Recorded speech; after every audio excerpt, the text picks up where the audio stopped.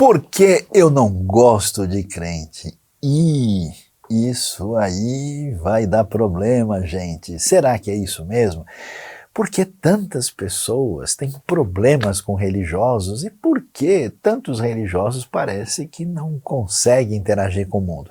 Saiba o que a palavra de Deus, que a primeira carta de Pedro tem a dizer sobre esse tema tão importante. Não se esqueça, curta a IBNU, inscreva-se no canal aí, aperte o sininho e divulgue as mensagens da IBNU, uma comunidade saudável para um mundo melhor.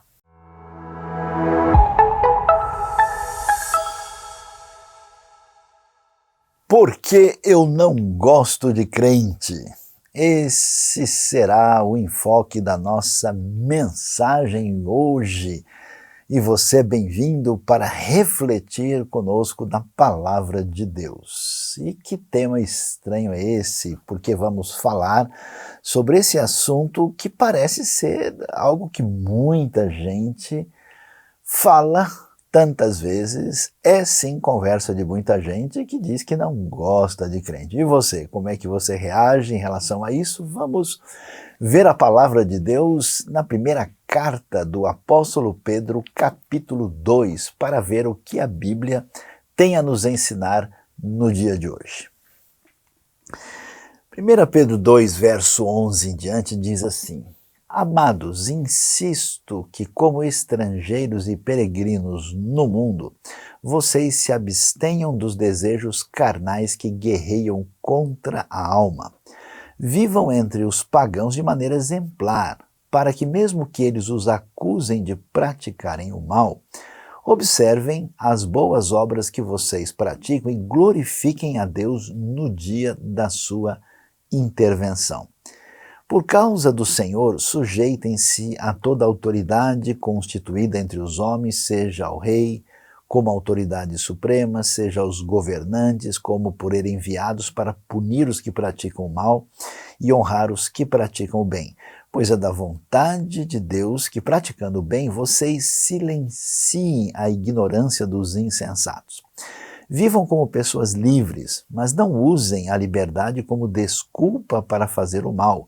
Vivam como servos de Deus. Tratem a todos com o devido respeito. Amem os irmãos, temam a Deus e honrem o rei. Vamos até aqui, verso 17 desse texto tão especial.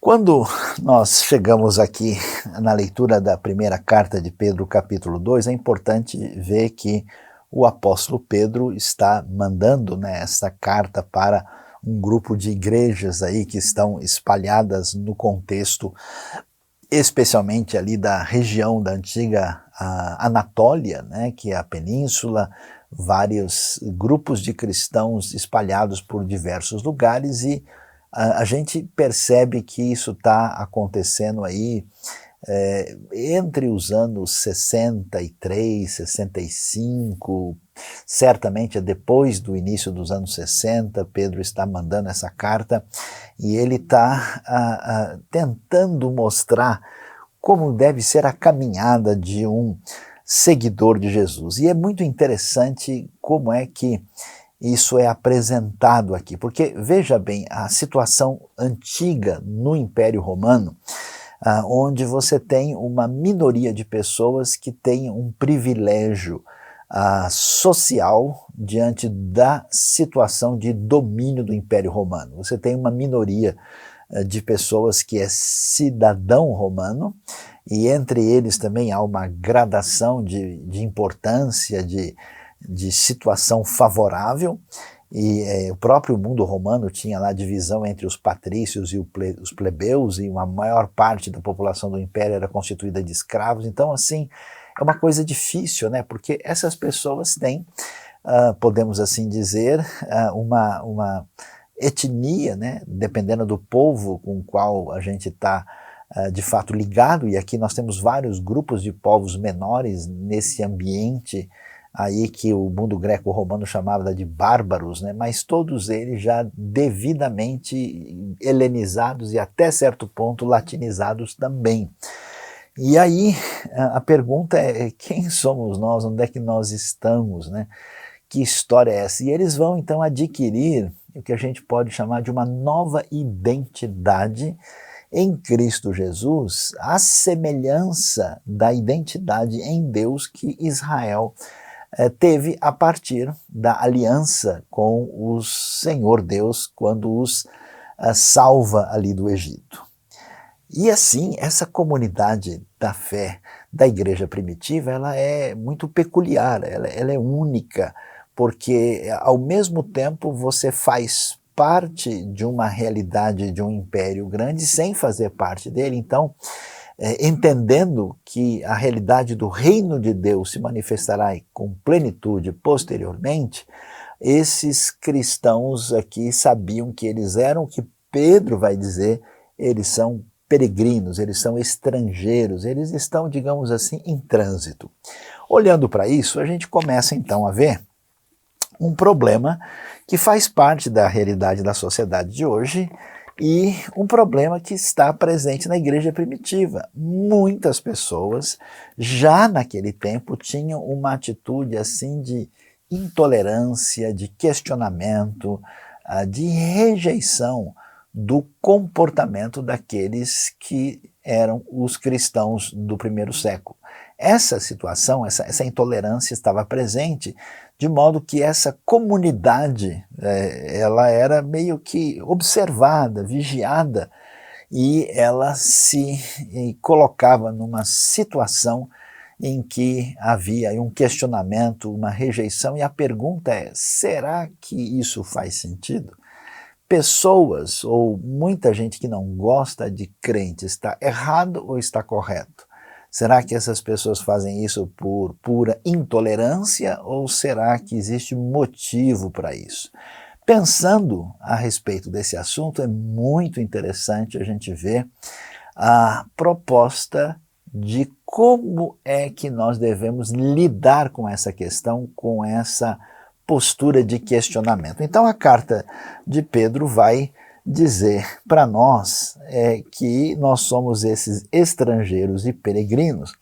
E a primeira coisa que ele chama a atenção é o seguinte, né? Qual que é a razão, qual que é o problema? Né?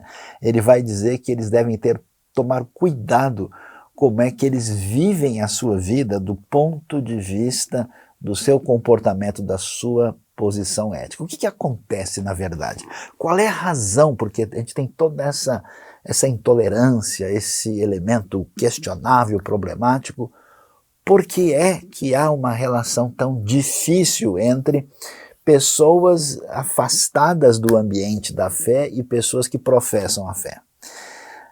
A grande verdade é que, em grande parte, quando você começa a escutar as pessoas que estão longe dos ambientes religiosos e pergunta para eles o que você acha dessas pessoas que se dizem crentes, eles vão ter a seguinte postura de modo geral. Eles vão dizer, olha, essas pessoas, primeiro, eles parecem pessoas soberbas e orgulhosas. Eles dizem, olha, nós temos a verdade, nós estamos com a razão e nós conhecemos a Deus, a sua palavra, a mensagem, e você precisa imediatamente nos ouvir, senão você vai estar mal. Então a postura dessas pessoas é o seguinte, ó, puxa, quem que o fulano acha que ele é para vir com essa atitude? Por isso que geralmente essas pessoas dizem, eu não gosto de crente porque eles estão sempre julgando todo mundo. Eu não gosto de evangélico, eu não gosto de pessoas religiosas porque eles têm essa atitude.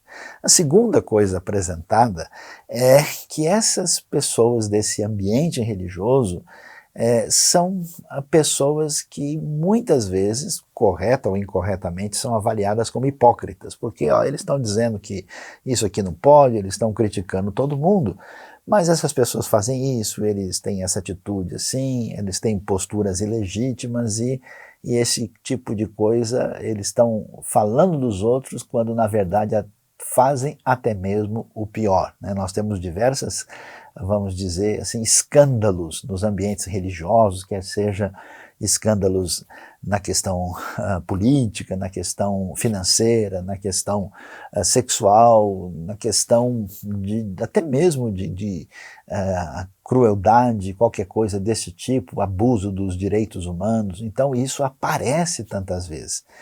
E a outra questão que muitas vezes é levantada é que os grupos religiosos geralmente são pessoas que não conseguem pensar e entender a realidade fora do seu próprio ambiente. Ou seja, eles são pessoas que estão fechados numa caixinha, não conhecem nada, nunca viram um pensamento diferente, nunca compreenderam nada fora dessa realidade, e essas pessoas estão interessadas até mesmo apenas naquilo que diz respeito aos seus interesses particulares.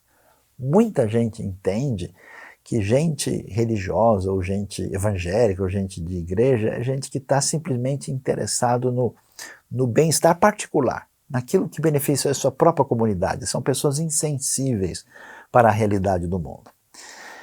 Então, como se vê, essas dificuldades assim permeiam boa parte dessa postura de inter-relação entre as duas realidades que vivem lado a lado.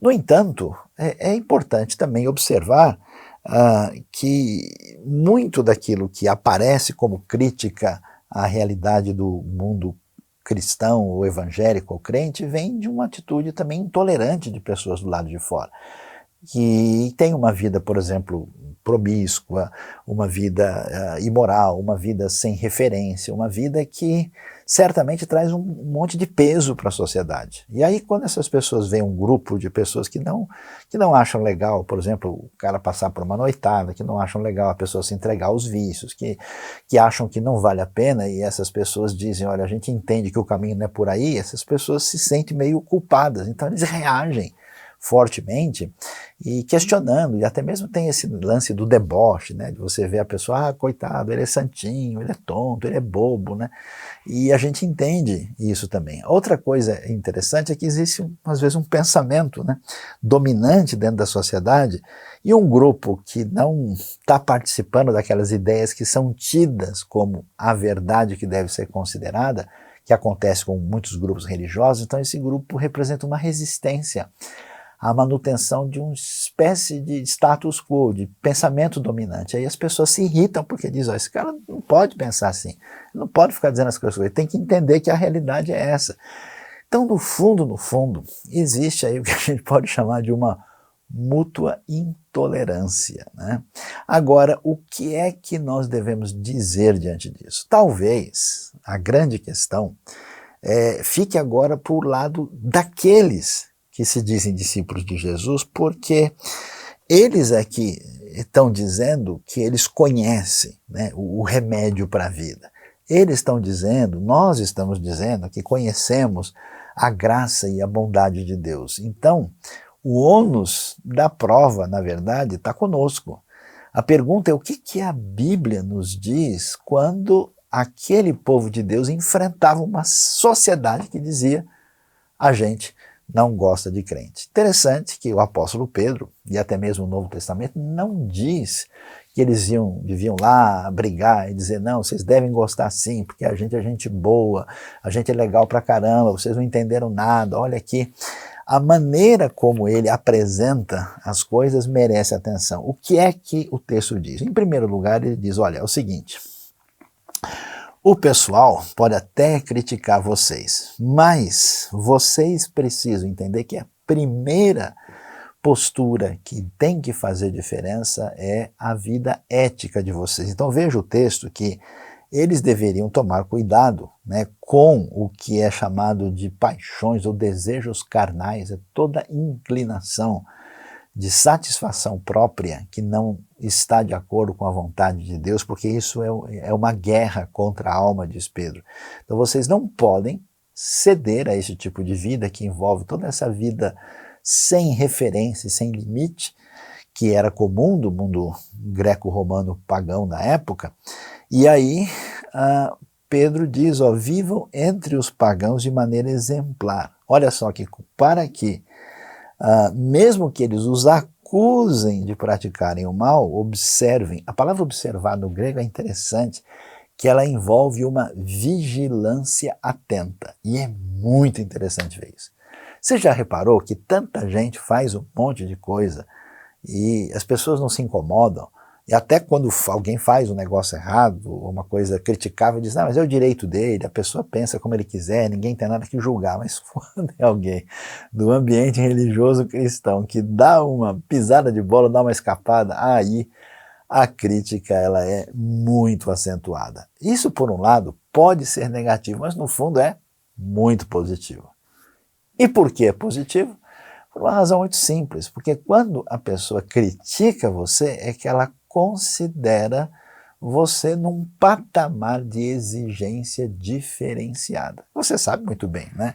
Porque uma coisa é quando você vê um indivíduo que não tem qualquer parâmetro lá cometer algum equívoco, outra coisa é quando você vê alguém que é referência para a sua vida, que você se inspira na pessoa, fazendo um negócio extremamente desonesto, e você diz, puxa, aquilo pesou para mim. Então é algo nessa direção. E aí, o que nós vamos ver? Que eles, atenção, devem observar as boas obras que vocês praticam e glorificar a Deus no dia da intervenção, literalmente da visitação, né? Ou seja, dizendo que a realidade final que vai ter o desfecho de tudo envolve a futura intervenção divina. Isso significa que a primeira coisa que precisa fazer parte da realidade de alguém que é discípulo de Jesus é a sua conduta, é a sua postura ética. O que há de errado com tanta gente crente, ou gente evangélica, ou cristã, ou batista, ou qualquer nome que a gente queira estabelecer, que muita gente fala demais, mas tem uma conduta reprovável. E, querendo ou não, as pessoas estão de olho na maneira como a gente está agindo, se temos uma postura ética adequada. Então, a primeira resposta, né, que nós devemos dar para alguém que diz, olha, eu não gosto de crente, será que a gente deve criticar essa gente? A resposta é não. A maneira de lidar com isso está na nossa conduta. Nós precisamos claramente de um povo de Deus que tenha uma atitude de ser um farol no meio de um mundo escuro, principalmente através do seu comportamento. Agora, é curioso, se você prestou atenção, o que Pedro está dizendo para nós aqui, é que essas pessoas devem ver as suas boas obras. E é curioso, porque não é só por conduta ética, né? Aliás, isso me faz lembrar aqui o texto de Mateus, capítulo 5, que é muito significativo e que diz assim, vocês são o sal da terra, mas se o sal perder o seu sabor, como restaurá-lo? Não servirá para nada, exceto para ser jogado fora e pisado pelos homens. E aí Jesus continua falando, vocês são a luz do mundo, né? Não se pode esconder uma cidade construída sobre um monte. E no verso 16, assim brilhe a luz de vocês diante dos homens, para que vejam as suas boas obras e glorifiquem ao Pai de vocês que está no céu. Então percebe que a ideia é que quem é atingido pela graça de Deus, essa pessoa, agora transbordando de alteridade, ela vai fazer muita coisa em favor do próximo e do semelhante. E isso vai ser exatamente o caminho possível pelo qual as pessoas vão glorificar o Pai que está nos céus. Por isso, Pedro diz, olha, é que eles devem ver o que vocês fazem de bem. Então, preste atenção, a realidade é que nós nos encontramos num ambiente que é semelhante a um hospital. Todo mundo está doente. E as pessoas que encontraram o Evangelho são essas pessoas que estão percebendo o tamanho da sua enfermidade e descobrem que existe, digamos assim, um remédio gratuito e eficaz. Mas no fundo, essencialmente, elas não são melhores do que nenhuma das outras pessoas que estão aí. Toda pessoa religiosa que de alguma maneira acha que por uma razão ou outra ele é um pouco melhor do que o outro indivíduo, ele não entendeu ainda o que significa o Evangelho, nem entendeu o que é a graça de Deus. É como uma pandemia, é como um vírus, né? Algumas pessoas mostram sintoma maior, outros mostram sintoma menor, mas todos estão afetados. Essa é a realidade.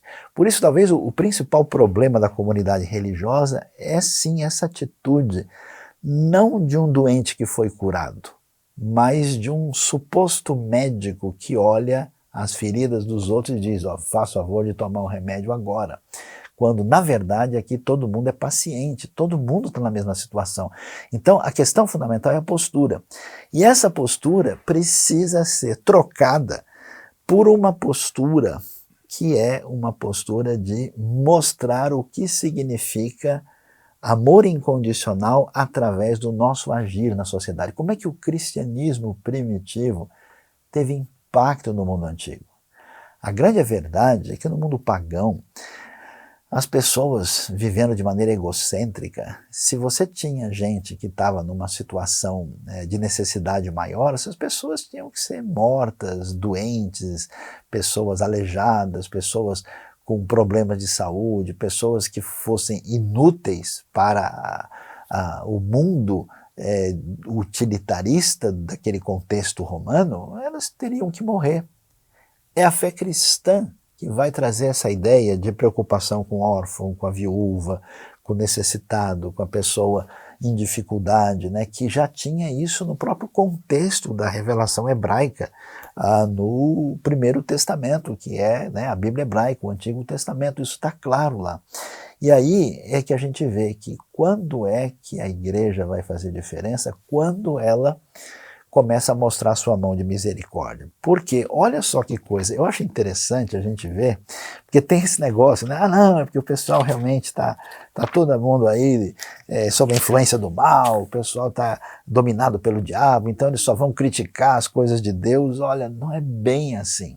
Às vezes é o caso de pessoas realmente marcadas por malignidade que se levantam contra toda virtude e bem.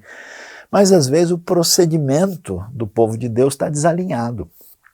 Veja, por exemplo, em Atos capítulo 2, quando os discípulos, né, os primeiros cristãos foram tomados por esse comportamento tão impressionante que eles venderam propriedades, distribuíram a cada um conforme a sua necessidade, eles se reuniam no pátio do templo, partiam o pão em suas casas e juntos participavam das refeições com alegria e sinceridade de coração. Olha o texto, diz, louvando a Deus e tendo a simpatia de todo o povo.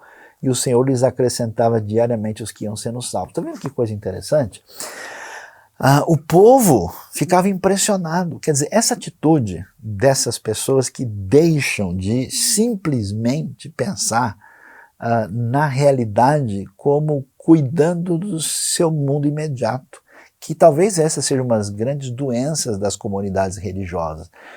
Grande parte, mais de 90% dos recursos que diversas comunidades religiosas no mundo levantam são para o seu próprio benefício, para o bem-estar dos próprios membros, para trazer um pouco de conforto a mais, para, de alguma maneira, enquanto o mundo agoniza. Então, o povo de Deus precisa mostrar a sua face de misericórdia, que são essas obras decorrentes da chegada do reino. Eles mostram essas boas obras para que eles venham os que não conhecem a Deus venham a glorificar o Pai que está no céu. E talvez você está pensando, mas ô Saião, me diga aí, mas a gente não tem que falar a verdade, mostrar a realidade do pecado? Sim, nós não podemos comprometer a mensagem de Deus. Ninguém tem nenhuma autorização para interferir, mudar alguma coisa na Bíblia ao seu próprio bel prazer, ao seu interesse. Ninguém pode ter a ousadia quase blasfema de tentar interferir no conselho de Deus para mudar o que Deus disse em favor das suas particularidades. Isso é uma falta de temor reprovável. A questão não é essa. Nós temos dois elementos para considerar aqui. O primeiro é que a tradição religiosa presente, mais recente, ela está marcada por esse discurso único. Quer dizer, quando você ouve falar do ambiente religioso, a primeira ideia que você tem é apenas de um reforço de condenação. Até parece que o evangelho não é boas novas, o evangelho são novas assustadoras, né? Está dizendo para as pessoas, eu tenho conversado com pessoas descrentes e quando a gente vai falar sobre Deus, a Bíblia, o cara já vem morrendo de medo e fala, não, a única referência que eles têm é exatamente essa, eles têm na cabeça, olha, existe um Deus doido de raiva, porque a gente pisa na bola e ele está de olho esperando você dar a cochilada para detonar e acabar com você imediatamente. Eu tento ser bonzinho, não consigo, então eu estou perdido. Então essa é a cabeça. Então como o elemento está congestionado nisso, e como na verdade o anúncio dessa palavra divina não está nem devidamente compreendido, aí nós temos uma mistura muito problemática de gente que já rejeita o evangelho de antemão e a palavra de Deus, sem nem entender direito o que ela tem a dizer por causa da postura de tantas pessoas religiosas. E aí a gente então entende por que essa postura de beneficiar pessoas doentes, de acudir necessitados, de ajudar pessoas em situação de necessidade, de mostrar uma ação do bem-estar da sociedade para melhoria da educação, melhoria da saúde, melhoria das condições humanas, melhoria da dignidade, melhoria do bem-estar no sentido jurídico, em todo. Por que essas coisas são importantes e são significativas? Porque a gente vai mostrando como os valores do reino, decorrentes da ideia do amor de Deus e da graça de Deus, como é que isso vai fazer do mundo um mundo mais salgado e mais iluminado, para que o mundo venha a funcionar mais influenciado pelos princípios da palavra de Deus. E isso é um discurso poderoso e é terapêutico para a própria igreja, porque o pessoal sai desse egoísmo, sai dessa postura. O problema não é falar do pecado ou falar das coisas que são incômodas na Bíblia. O problema é reconhecer que elas não são só incômodas para os de fora, elas são incômodas para os de dentro também. Então veja qual é a diferença. A diferença é quando a gente fala, por exemplo, em pecado, em condenação, a gente fala nesses elementos, mas a gente fala com os olhos cheios de lágrimas e reconhecendo que o problema existe em mim tanto quanto lá fora. Então a sua atitude ao falar dessas coisas é uma atitude humilde, é uma atitude de quem diz, olha, eu sou não o doutor fulano, eu sou um doente recuperado, um doente em recuperação. Eu estou aqui mostrando qual foi o chá celestial que eu tomei, que veio ajudar a lidar com a dificuldade que eu tenho como pessoa, que é absolutamente complicada. Então isso traz uma outra postura, e é essa a expectativa que nós temos lá. E o texto então diz que essa postura faz com que a gente venha a ter uma atitude curiosa, uma atitude pacífica de entrar com esse espírito submisso e gentil, à semelhança de Jesus, para atingir esse mundo de maneira significativa. Olha lá o texto, por causa do Senhor sujeita-se a toda autoridade constituída entre os homens, o que é uma palavra muito forte. E se você for pensar aqui, do que é que nós estamos falando? O texto bíblico está falando de Império Romano, de imperador assassino. Pedro está escrevendo isso na época de Nero. É claro que todos os comportamentos romanos são rejeitáveis e criticáveis, mas ele nunca aceita a ideia de que aquele que conheceu o perdão e a graça de Deus pode usar as armas de quem não conhece a Deus. Por isso ele vai dizer uma coisa interessante, né? A gente tem tal confiança e tranquilidade de que o poder pertence a Deus, que nós vamos, atenção, ganhar força para o reino na sociedade através do serviço, através da postura de servir. Esse servir é mostrado por um comportamento submisso a Deus que não se rende à atitude antiética do mundo perdido. Esse servir se manifesta na maneira como nós praticamos as boas obras para que essa comunidade venha a servir o mundo, né, que isso faz diferença, porque quando alguém lá fora fala, puxa, essas pessoas não estão ganhando nada com isso, essas pessoas não estão tirando vantagem, por que é que eles estão se mobilizando nessa direção? Eu preciso escutar o que eles têm a dizer. E aqui é interessante, né, porque em vez de você ficar cheio de ódio e partir para uma postura de guerra contra a autoridade constituída, não aparece isso. Diz que você seja sujeito ao rei, aos governantes, e como por ele enviados para punir os que praticam o mal e honrar os que praticam o bem. Pois é da vontade de Deus que praticando o bem, olha que coisa, vocês silenciem a ignorância dos insensatos. É verdade que muita crítica contra a igreja, contra o que a gente pode chamar os crentes, contra o povo evangélico é uma crítica distorcida. Muitas vezes ela tem um viés indevido, muitas vezes ela é fruto do ressentimento, muitas vezes ela é de fato até injusta. E a pergunta, o que a gente faz? Fica com raiva? Xinga igual? Bate? A resposta, olha que coisa, por isso que a Bíblia é espetacular, né?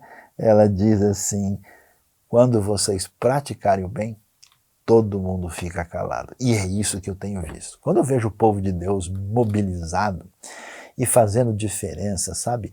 Indo lá à noite, num lugar onde as pessoas estão deitadas debaixo do viaduto, e não tem esperança nenhuma. Quando eu vejo esse pessoal cortando unha de mendigo, distribuindo marmita para quem está a ponto de morrer, investindo para ajudar órfãos e crianças abandonadas, ajudando a recuperação de pessoas viciadas, gente se envolvendo em projetos humanitários, projetos de saúde, projetos de atender, né, pessoas que estão assim a ponto de tirar a vida pela sua desesperança. Como isso é impressionante. Quem vê diz, não, peraí, essas pessoas descobriram alguma coisa muito especial. E aí a coisa é interessante, porque a pessoa destrava o coração. Ela vai querer saber por que você pensa assim. Você já viu isso? Que quando alguém conhece você de perto, de fato essa pessoa vai querer saber por que você age, você pensa dessa ou daquela forma. E é esse o segredo da força de nossa gente quando conversa com quem não gosta de crente. E aí o texto diz, por isso vivam como pessoas livres, mas não usem a liberdade como desculpa para fazer o mal, né? Debaixo desse mundo de opressão, vocês lembrem que vocês devem viver com liberdade, porque a verdadeira liberdade, ela não é principalmente externa, ela é interna, e essa liberdade é dada por Deus. Mas lembrem-se, ainda que vocês devam saber que essa realidade do Império Romano não tem legitimidade, na verdade vocês estão livres, não permitam que isso seja usado para que vocês venham a fazer o mal. E aí ele diz, tratem, né, a todos com o devido respeito, isso é muito importante. Quando a gente perde as estribeiras, a gente perde o respeito, a gente parte para a agressão, a gente perdeu a batalha. A agressão irrefletida, ela é resultado da batalha interna perdida. A gente deixou de confiar em Deus, a gente pôs a força, aí a esperança na força da nossa carne, da nossa atitude indevida. Por isso, vocês devem, olha que coisa, amar os irmãos, temer a Deus e honrar o rei. Cada um dos elementos envolvidos, o povo de Deus, a autoridade lá fora e o próprio Deus devem merecer o tipo de atitude que envolve esse conferir a dignidade que lhe é devida. Por isso é tão importante o respeito e a atitude adequada diante dessa situação. É bem interessante, eu convido você até, se puder, nessa semana, ler com atenção a primeira carta de Pedro, porque quando a gente chega no capítulo 3, esse assunto é mais ainda desenvolvido, né? Ele vai dizer que vocês devem ser compassivos, se amar fraternalmente, ser misericordiosos e humildes, não retribuir mal com mal, né, no verso, nem insulto com insulto, que está nessa mesma postura que a gente já mencionou.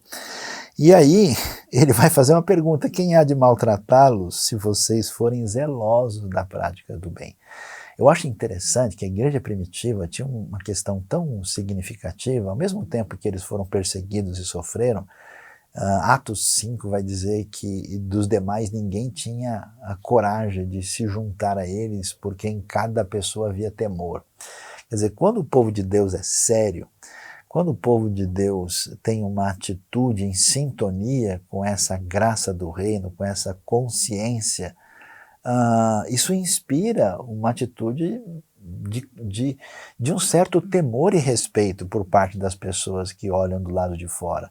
Por isso que é tão valioso, né? No fundo, a gente está colocando a nossa vida em sintonia com Jesus. Veja Jesus, a expressão da sua vida é marcada por obras cheias de graça. Jesus nunca, quando fazia o bem, eu curei o pessoal. Peraí, deixa eu ver se tem samaritano aqui no meio dos curados, eu não vou curar esse não. Não, Jesus nunca fez isso.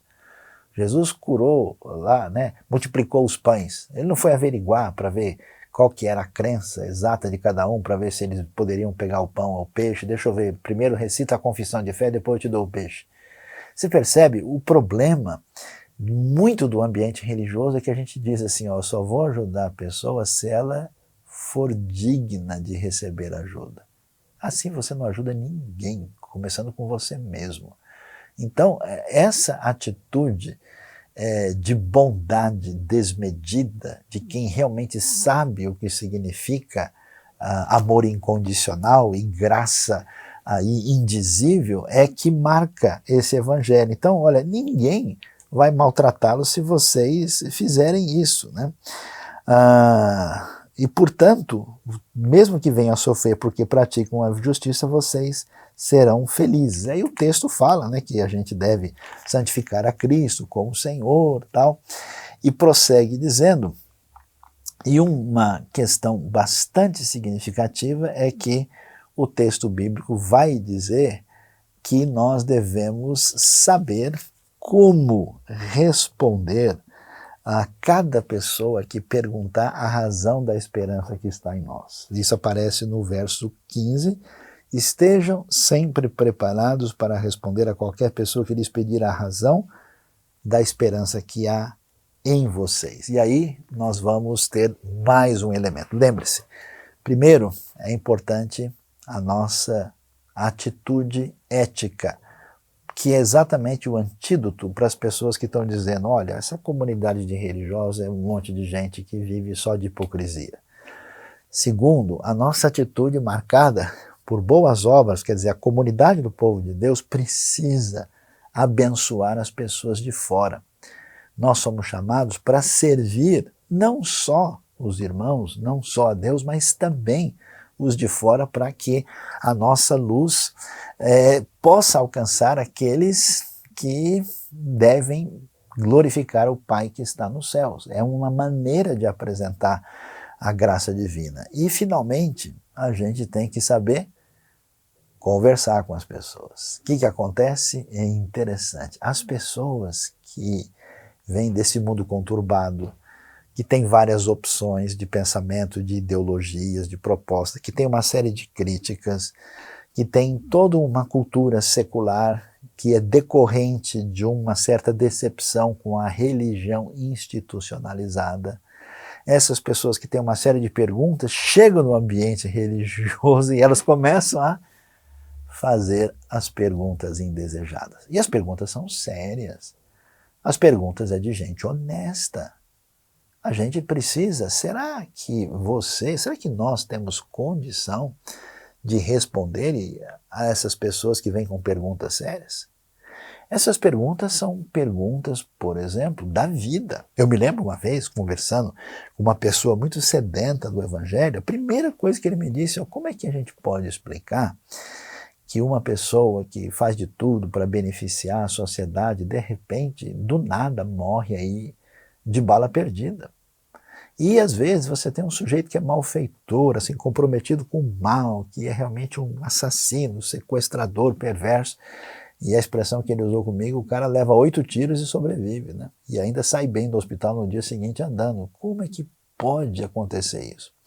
São perguntas legítimas, né? Perguntas sobre Deus, perguntas sobre o significado da vida, perguntas sobre a injustiça e o mal no mundo. E tem mais, né?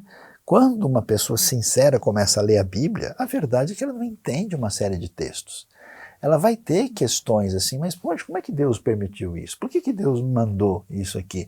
Por que nesse texto está falando uma coisa e no outro parece falar uma coisa diferente? Ou seja, nós precisamos também servir àquela comunidade, vamos dizer, desses interessados, que em grande parte são chamados de descrentes. A gente precisa servir com o conhecimento, a iluminação e a sensibilidade que envolve o conhecimento de Deus. Então a comunidade da fé precisa prestar atenção nisso. Como é que vai o nosso conhecimento da palavra de Deus? Como é que está a nossa capacidade de responder com firmeza, com autoridade, com segurança e com sensibilidade e com amor? Porque é isso que Pedro diz, olha, esse mundo não tem esperança. A vida de um cidadão médio no Império Romano Antigo, ainda mais na época de Nero, que é o governo que está aqui acontecendo, não tem esperança. E aí vem esse